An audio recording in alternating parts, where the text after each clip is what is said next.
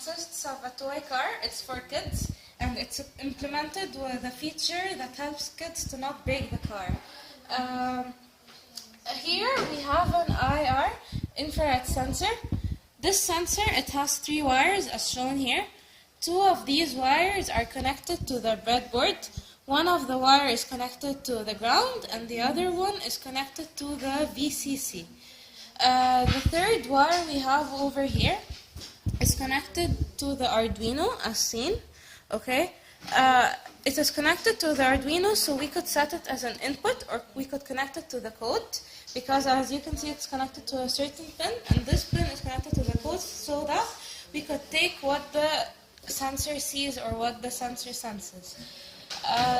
The sensor here, we use it so that if there is an obstacle, if the sensor sees an obstacle in front of it, the car stops. Hi, I'm Omnya. I was responsible for the connections of the edge bridge. The edge bridge is basically there to control the movement of the motor. It helps control the movement of the wheels forwards and backwards. As seen here, we have two connections in the VCC and the ground. They're connected to the breadboard in the positive and the negative. Okay, and we have a 5-volt input coming into the 5 volts of the edge bridge, and two connections coming from the motor itself to the output pins of the edge bridge, and we have the connection of an ENA, which controls the speed of the wheels, connected to a pin on the Arduino.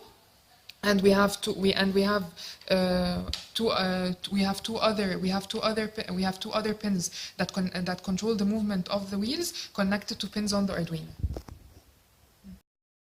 Hi, I am Nadine. I was responsible for the button and the LED light. Here the button is responsible for starting the whole car. It is when the button is clicked, the motor starts and the infrared sensor starts. The button has a ground and a positive, the positive is connected to the input of the Arduino, while the ground is connected to the ground of the breadboard. The button is an input because it reads whether it is on and off, and depending on it, it moves the car or not, or starts the sensors or not.